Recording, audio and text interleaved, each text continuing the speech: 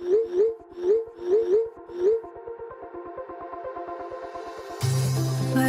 we go,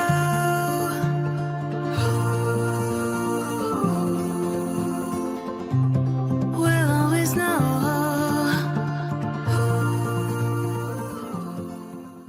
hello guys, welcome to the love and light 369 tarot. How are you guys? कैसे हो आप सभी?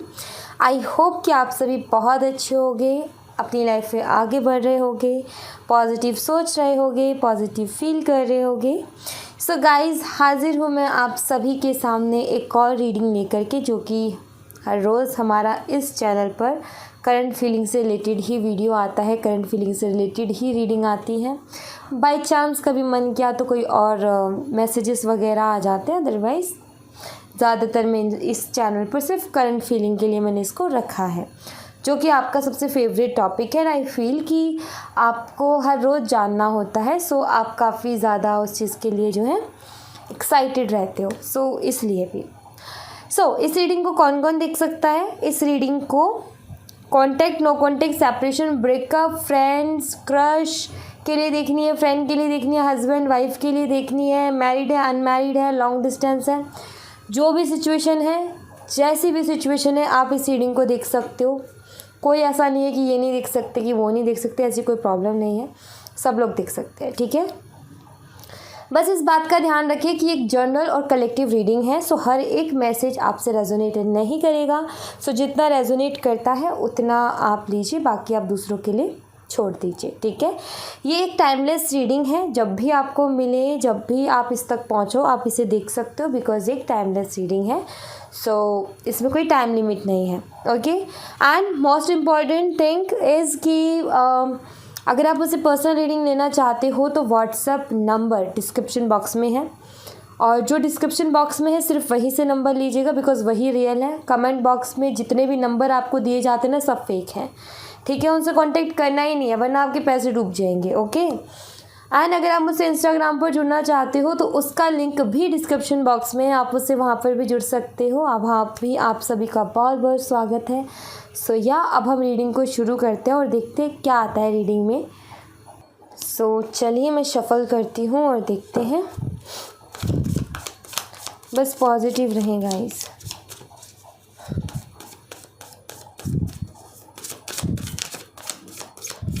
हे ईश्वर, मुझे बताएं जो मेरे व्यूवर्स हैं, उनके पार्टनर्स इस वक्त क्या सोच रहे हैं, कैसा फील कर रहे हैं, उनकी करंट फीलिंग्स, इमोशन, थॉट्स क्या हैं मेरे व्यूवर्स के लिए। ईश्वर प्लीज़ मुझे गाइड करें, मेरा मार्गदर्शन करें प्रभु। Alright, 4 of wands, ace of cups, 4 of swords, 10 of cups, ace of pentacle, okay.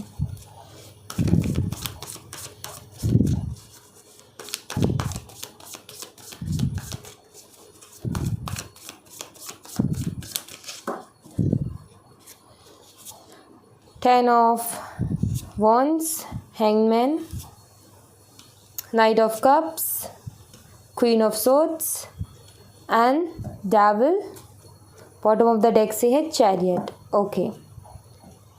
सबसे पहले तो मैं आपको साइन बता देती हूँ, जो साइन यहाँ पर अवेलेबल हैं वो सारे साइन मैं आपको एक बारी बता देती हूँ। स्ट्रांगली साइन यहाँ पर कैप्रिकॉन एंड कैंसर है, कर्क राशि और मकर राशि, ये स्ट्रांगली साइन है। उसके अलावा अगर मैं देखूँ तो यहाँ पर ना कैंसर, स्कॉर्पियन, पाइसिस, कर्क, मीन और वृश्चिक राशि स्ट्रांगली साइन है, ठीक है। वाटर साइन स्ट्रांगली है यहाँ पर, अर्थ साइन का एक साइन है। अगर देखा जाए तो यहाँ पर फायर साइन भी है, यहाँ पर एयर भी है, वाटर भी है, अर्थ भी है। चारों एलिमेंट्स यहाँ पर हैं। साइन तो यहाँ पर सारे ही अवेलेबल हैं, बट मुझे बताना क्या होता है, स्ट्रांगली जो हाईलाइटेड साइंस है, जिनकी एनर्जीज बहुत ज़्यादा हैं, वो 2 साइन हैं, ठीक है। और कैंसर, स्कॉर्पियन, पाइसिस, ठीक है, कर्क, मीन और वृश्चिक राशि और मकर राशि, कैप्रिकॉन, ठीक है। ये साइन यहाँ पर जो है स्ट्रांगली है।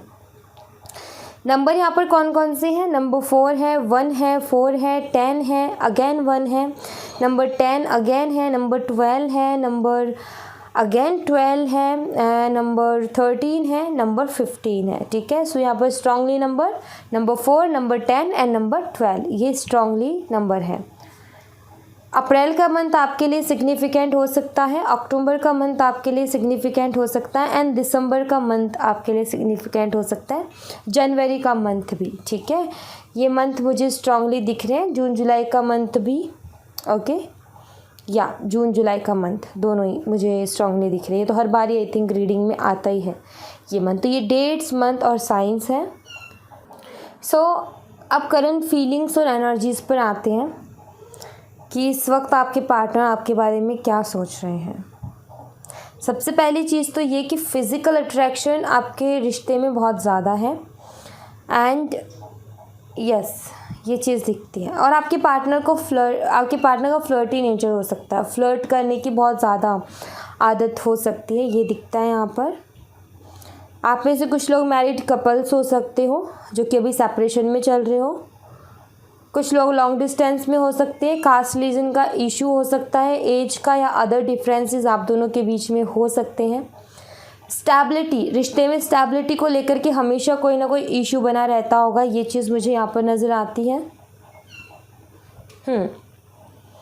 ओके, सो यहाँ पर एक चीज़ ये है कि आई थिंक कि कोई थर्ड पर्सन भी मुझे यहाँ पर नज़र आता है। ठीक है, थर्ड पार्टी सिचुएशन भी अगर मैं ओवरऑल कार्ड्स को देखूँ तो कहीं ना कहीं एक झलक है, कहीं ना कहीं ये नज़र आता है कि कोई और भी है आप दोनों के अलावा। ठीक है, ऐसा नज़र आता है। ठीक है, सो मुझे ये लग रहा है यहाँ पर कि आपके जो पार्टनर हैं आपको पूरी तरीके से टोटली इग्नोर कर रहे हैं और आपको शो ये कर रहे हैं कि वो बहुत हैप्पी हैं अपनी लाइफ में और अपनी लाइफ को बहुत एंजॉय कर रहे हैं। और ये चीज़ जो है आपको काफ़ी हद तक हर्ट करती है, जो कि हर किसी को करेगी, नॉर्मल सी बात है, हर्ट करती है। सो आप कहीं ना कहीं मूड बनाते हो कि जब उसको मेरी परवाह ही नहीं है तो मैं क्यों उसकी परवाह करूँ। सो आप भी आगे बढ़ने की कोशिश करते हो बट ज़्यादा आगे नहीं बढ़ पाते हो बिकॉज एक इमोशनल कनेक्शन है, एक इमोशनली आप कुछ फील करते हो एंड बहुत ज़्यादा आप प्यार करते हो उनसे, इस वजह से हमेशा स्टक हो जाते हो। आगे बढ़ने की तो सोचते हो लेकिन स्टक हो जाते हो और कई ख्यालों में खो से जाते हो। रातों दिन याद आना और ऐसा भी महसूस होता है जैसे कि वो आपके करीब हो। आपको कभी कभी ये चीज़ भी महसूस होती है कि जैसे कि वो आपके करीब है, क्रेव करते हो आप कभी कभी कि वो होते काश मेरे पास, इस वक्त उसे होना चाहिए था। मतलब कि कभी कभी एक इमोशनली ना सपोर्ट की ज़रूरत सी महसूस होती है, आपको फील होता है कि काश इस वक्त वो मेरे साथ होते। ठीक है, सो ऐसी फीलिंग आती है आपको एंड आई फील कि आपके साथ ये ज़रूर होता होगा कि आंखें बंद करो तो भी उनका चेहरा आपको नज़र आता होगा एंड आप एक फ्यूचर भी देखते हो, आप मैरिड लाइफ इनके साथ उसके भी ड्रीम्स आप देखते हो कि हमारी एक छोटी, मतलब हो सकता है जब पहले सब कुछ ठीक था तो इन्होंने वो सपने दिखाए बट शायद अब ये खुद ही उनको भूल गए, लेकिन आप नहीं भूले हो।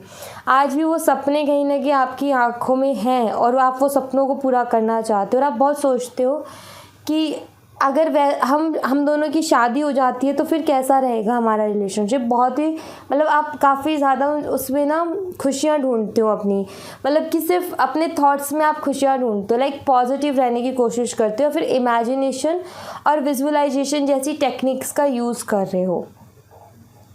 बट जब ऐसा बिहेव अपने पार्टनर का देखते हो तो कभी कभी एक ईगो भी आ जाता है कि यार जब नहीं है फ़र्क तो वो इतना एटीट्यूड दिखा रहा है तो मैं क्यों ना दिखाऊं, तो थोड़ी सी वो रूड वाली एनर्जी भी आ जाती है कि वो ऐसा कर रहा है मेरे साथ तो मैं क्यों भली बनी हुई हूँ या फिर मैं क्यों एक अच्छाई का मुखौटा ओढ़ करके बैठी हूँ। हालांकि मुखौटा नहीं अच्छाई है, लेकिन आप ऐसा लग रहा है जैसे कि आप अच्छा करे जा रहे हो और वो आपके साथ बुरा ही बुरा करे जा रहे हैं। सो एक लिमिट के बाद इंसान खुद कहता है कि मुझे अब और अच्छा नहीं बनना, क्योंकि अच्छा बन के देख लिया है, अच्छा बन के कुछ नहीं मिलता। सो आई थिंक ऐसे थॉट्स भी आपके दिमाग में आते हैं।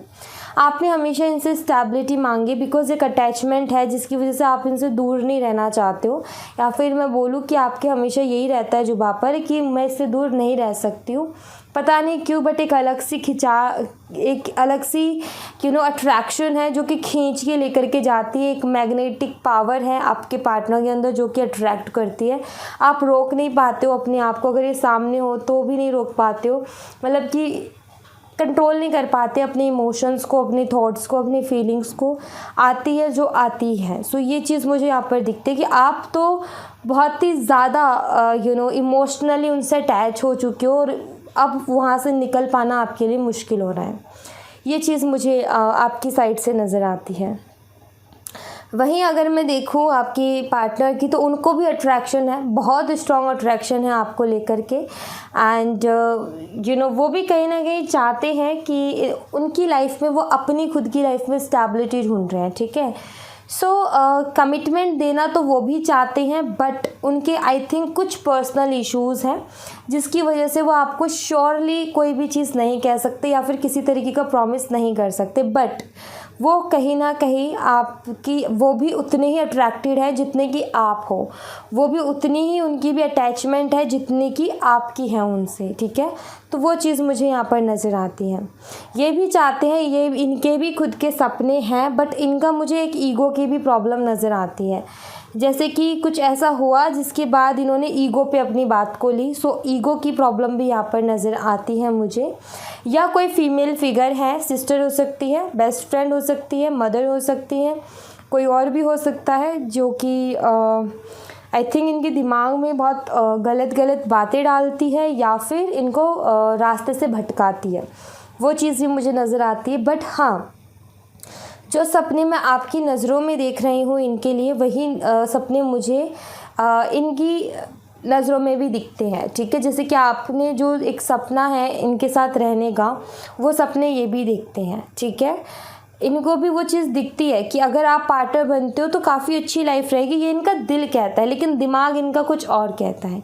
सो दिमाग इनका कुछ और है, दिल कुछ और है, दिल में कुछ और है, दिमाग कहीं और भागता है, दिल कहीं और भागता है। तो वो वाली एनर्जी मुझे इनकी यहाँ पर नज़र आती है।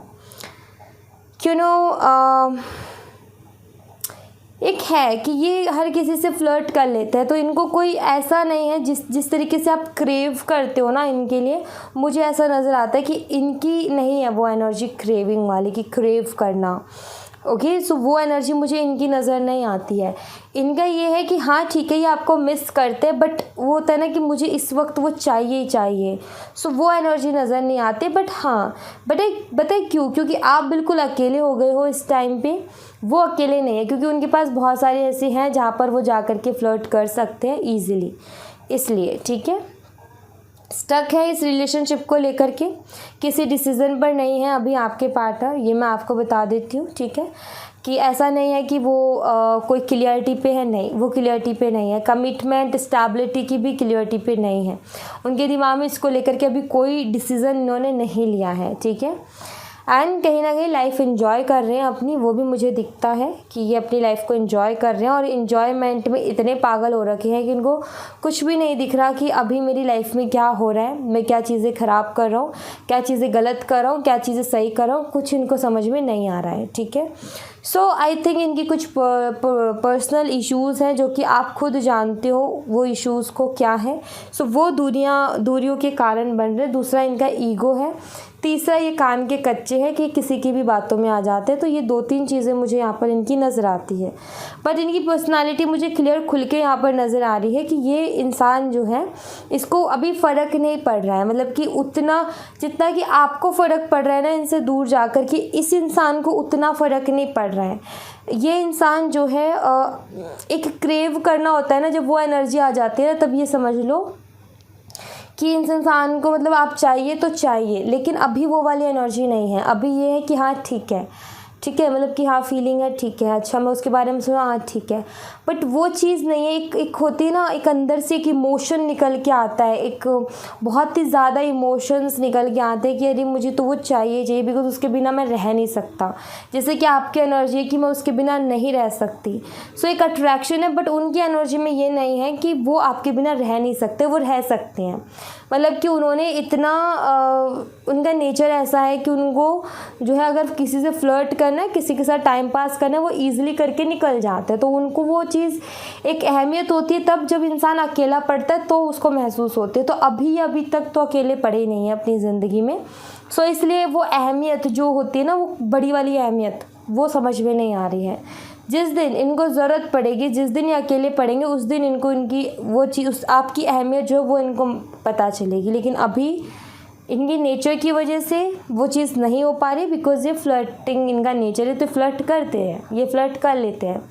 ये जस्ट फ्रेंड के साथ भी कर लेंगे, चलो बेस्ट फ्रेंड माना कि बहुत क्लोज़ है, बट फ्रेंड के साथ भी कर लेंगे। कोई मतलब कि इनके बातें ना ऐसी है कि फ्लर्टिंग से ही शुरू होती है, फ्लर्टिंग पे ही ख़त्म होती है। मतलब इनकी नॉर्मल बातों में भी फ्लर्ट है। सो मतलब कि कुछ अट्रैक्शन है। मैं ये कहना चाहती हूँ कि इनकी बातों में कुछ ऐसा अट्रैक्शन है जिससे कि लोग अट्रैक्ट होते हैं। ये बातें बड़ी अच्छी करते हैं, बातें बहुत अच्छी करना जानते हैं, जिसकी वजह से हर कोई इनकी तरफ अट्रैक्ट होता है। अब उस अट्रैक्शन की जो इनके अंदर है वो एक कला, उस अट्रैक्शन की वजह से ये कभी अकेले नहीं पड़े ज़िंदगी में। तो अकेले पड़ेंगे जिस दिन, उस दिन अहमियत समझ आएगी। ओके, सो मैं यहाँ से आपके लिए थोड़ी सी गाइडेंस देख लेती हूँ। लेट्स सी आपके लिए क्या गाइडेंस है।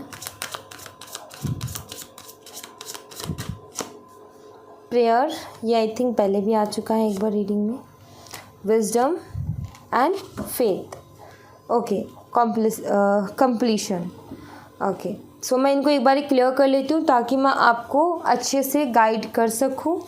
सो हे ईश्वर, मुझे बताएं प्रेयर का कार्ड यहाँ पर क्यों है।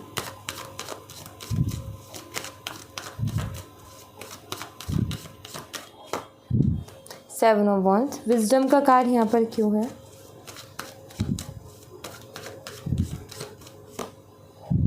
King of swords. फेथ का कार्ड यहाँ पर क्यों है।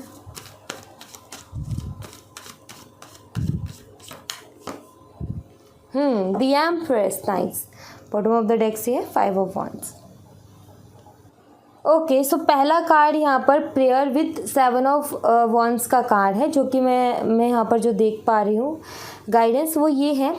आई फील कि आप मेहनत बहुत करते हो किसी भी काम के लिए, बहुत ज़्यादा मेहनत करते हो और अपने काम को जल्द से जल्द ख़त्म करने की भी क्षमता रखते हो, सबसे पहले करने की क्षमता रखते हो, फास्ट काम करते हो एंड काफ़ी एनर्जेटिक हो, तो बहुत जल्दी काम कर लेते हो। सो कंप्लीट करने के बाद में रिज़ल्ट की जल्दी मची रहती है आपको कि कब आउटकम आएगा, कब रिज़ल्ट आएगा। जैसे मान लो मैंने आपको कोई रेमेडी दी करने को, तो आप फटाफट उसको कर लोगे बड़ी एक्साइटमेंट में, लेकिन जब फिर हो जाते फिर आप ना एक वो करने लगते हो कि कब आएगा कब आएगा कब आएगा कब आएगा।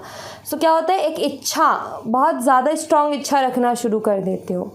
ठीक है, सो यहाँ पर आपको ये समझाया जा रहा है, चाहे रेमेडी हो या कोई और काम हो ज़िंदगी का, उसको कंप्लीट करने के बाद में सिर्फ शांत मन से प्रे करना होता है कि मैंने अपनी मेहनत पूरी कर ली है और अब मुझे प्रे करना है बस कि वो काम मेरा बन जाए।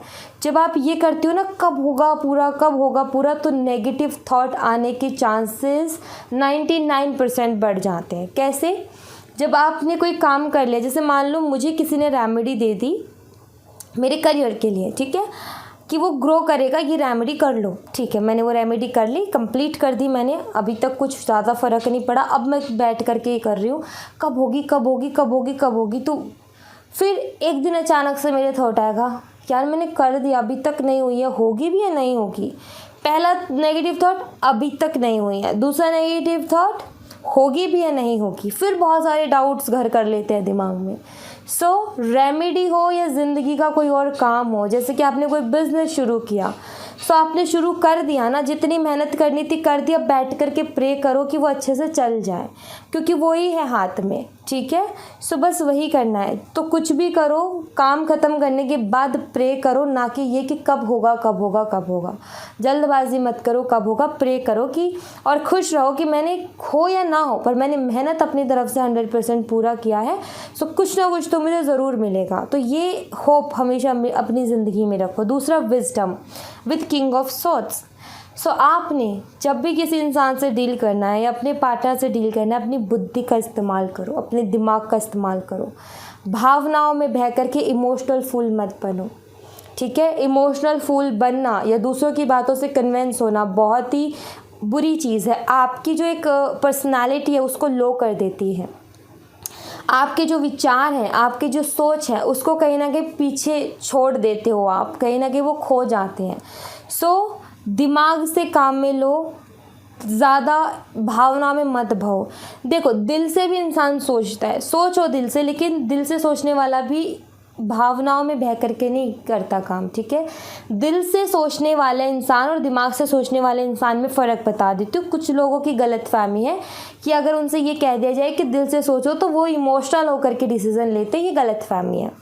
दिल से सोचने को जब भी मैं कहती हूँ तो उसका मतलब ये है कि हर चीज़ में ये देखो कि क्या सही है और क्या गलत है, ठीक है। क्या सही है, क्या गलत है, क्या राइट है, क्या रॉन्ग है। दिल से सोचना ये होता है, क्या इससे किसी का नुकसान है या मेरा नुकसान है, किसी और का नुकसान है, ये सोचना होता है दिल से। जहाँ पर इमोशन जुड़ते हैं कि मुझे किसी का नुकसान नहीं करना। दिमाग से सोचना होता है फ़ायदा और नुकसान, किसी का भी नुकसान हो मुझे फ़र्क नहीं पड़ता, मेरा फ़ायदा होना चाहिए, ये होता है दिमाग का सोचना।